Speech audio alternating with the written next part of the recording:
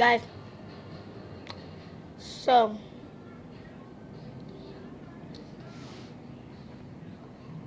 we're going to be watching people got injured. Just remember the voice. Now let's hop into this. Let's go to YouTube.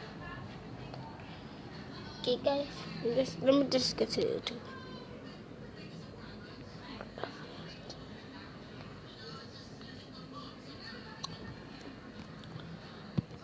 So she's gonna tell you what happened in her life.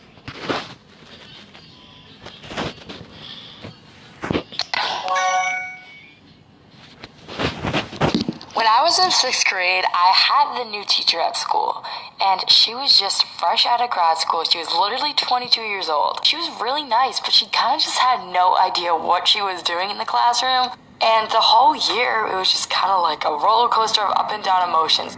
Sometimes she'd get so stressed out and just start crying in the middle of class and would be like, oh my god, I'm just like so stressed, you guys are just awful. And of course, everyone in my class kind of picked up on the fact that she had like no idea what she was doing. So they all just made it worse for her by like thinking they could do whatever they wanted, and that just made her cry more, and everything just got so stressful, and there was just really no structure in the class. So one day we were in the classroom and we were studying ancient Greece, and suddenly I just saw her face go completely white, and she was looking at the clock. So me and all the other kids in the class just looked up at the clock too, but instead of it saying the time, it said bell. And I later found out that bell was the code word for a real lockdown, but I didn't know that yet. So my classmates and I just watched as she scrambled to lock the door, close the blinds, and then she instructed us to hide in the corner of the room. And then she just says, stay quiet, we're in a lockdown. And she was in tears at this point. She was shaking and she was curled up in the corner behind her desk. This was the moment when I realized this wasn't a lockdown drill. This was an actual lockdown. And I was freaked out. I just straight up asked her, are we gonna die? And she looked at me, and as gravely as possible, she said, I don't know. And that literally just sent the whole class into tears. Some kids were even trying to jump out the window. My teacher was screaming at them that if there's someone in this building, there could be more people outside waiting to get you. I was just freaked out. The whole time, I was literally just thinking about dying. It's so morbid, but I was. And I was thinking about like what I hadn't done in my life yet and what more I had to do, and I was basically thinking of my last seconds. And then all of a sudden there's a knock on the door. And we all just like shot up. We thought this was the intruder. First of all, why did the intruder knock on the door? We all just stay there and we don't know what to do, even my teacher. And then there's another knock on the door, and my teacher gets up and she goes to the door. And it's another teacher. It's the teacher next door. The teacher next door asks what we're doing. And then my teacher's like, what? Isn't there a lockdown? The teacher next door goes, no, they were just fixing the clock and that message came on. So then we all kind of got up from the corner. We were like, wait, there was no lockdown? Then I looked into the hallway and then everything was just normal. Kids were in class, they were laughing, they were walking up and down the hall, doing their homework. There was literally no lockdown. The only class in lockdown was our class. Since that day, I've experienced a lot more lockdowns. They're really upsetting and scary, and I just wish it wasn't a reality of the world we live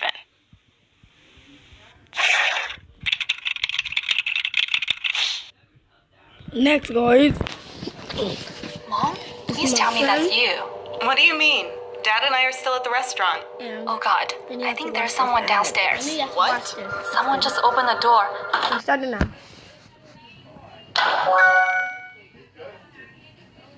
So there was this super hot guy named Jonah. Everyone was always rolling on him.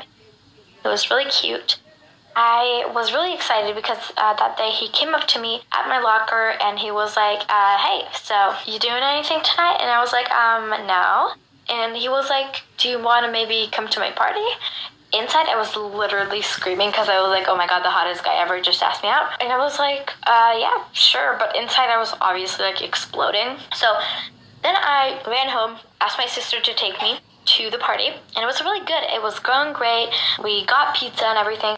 And Jonah said, do you want to help me? I kind of stubbed my toe and I can't find the Band-Aids. So I was like, are you sure? I didn't ask him, but I was like, I'm pretty sure you didn't, but whatever, let's go in. So we went into his room. We were just sitting and laughing, and we just had so much fun talking, and I really, got to know him better.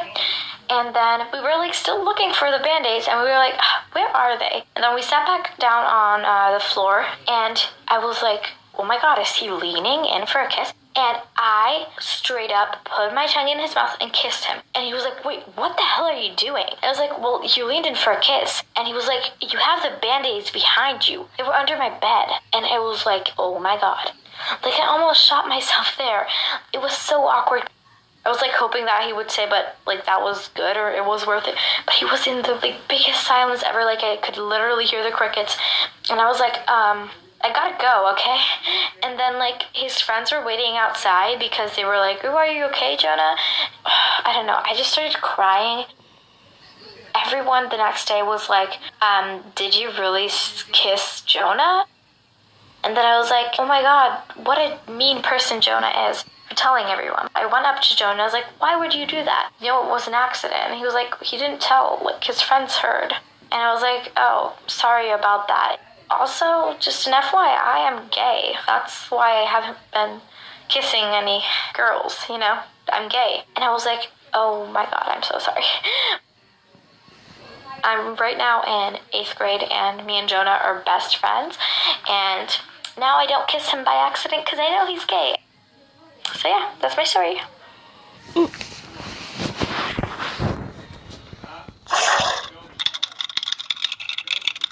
Oh my God, we totally jumped off the cliff and had to swim all the way to shore because the dog chased us all the way to the end.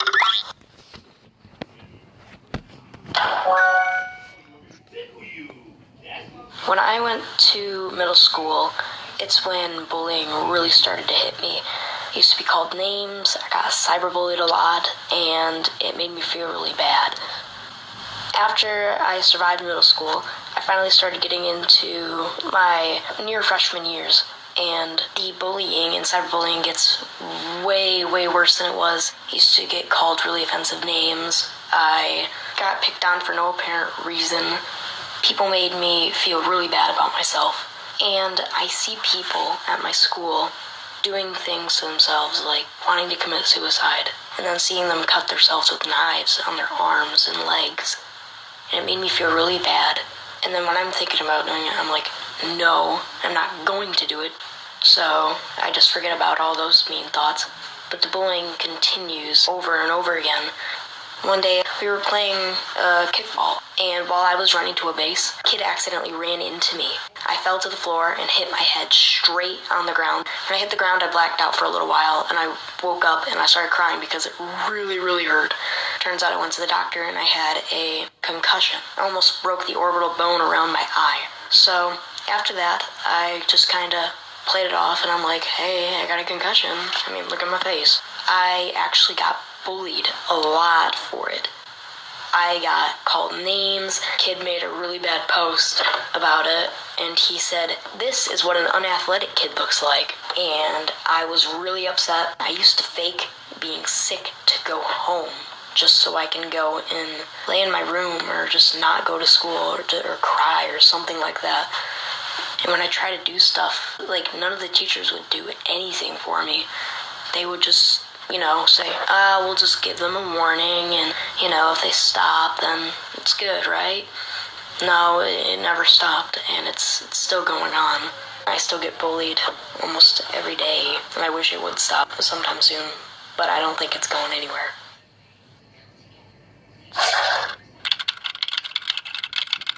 Oh my God, we totally jumped off the cliff and had to swim all the way to shore because the dog chased us all the way to the end.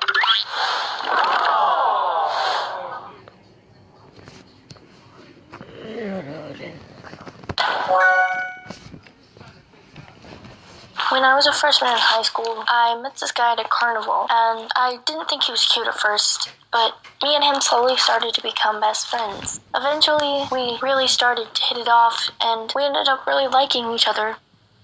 For the first few months, everything was okay. We were in our honeymoon phase.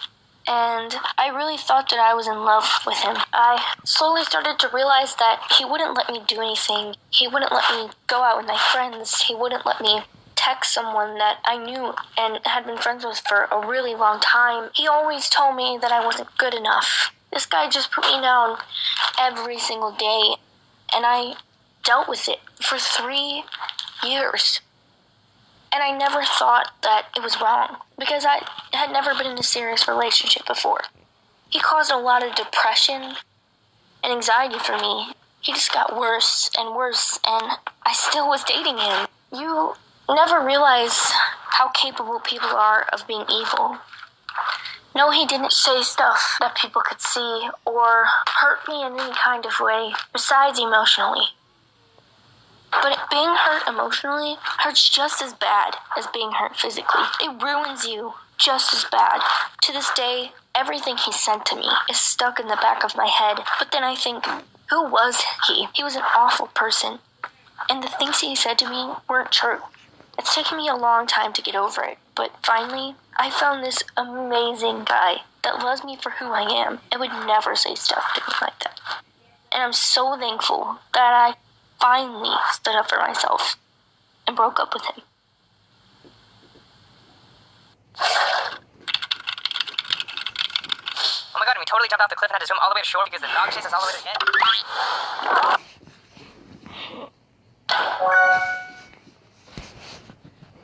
On the first day of kindergarten, I was crying my eyes out after class. My mom had overlooked informing me that after school she wouldn't be picking me up, I'd be going to daycare. But when she wasn't there, I was a 5-year-old puddle of tears. That is, until a bright little girl cheered me up by asking me about myself. That girl's name was Sarah, and for 15 years, she was my best friend in the entire world. We only lived 2 blocks away from each other, so every morning before school we would bike to the corner of our conjoining streets, awaiting our smiling reunion. Our friendship never faltered. If I needed someone to go to Costco with me for a quick errand, she was my girl. If I needed to go to an awkward high school dance, I was comforted by Sarah's presence. We grew up together and graduated high school as a pair. During college, Sarah developed mental health issues. Her sophomore year was a lonely time for her. Depression and anxiety overwhelmed her, and she came home from winter break seeking treatment. For the next 5 months, she was really suffering. I did my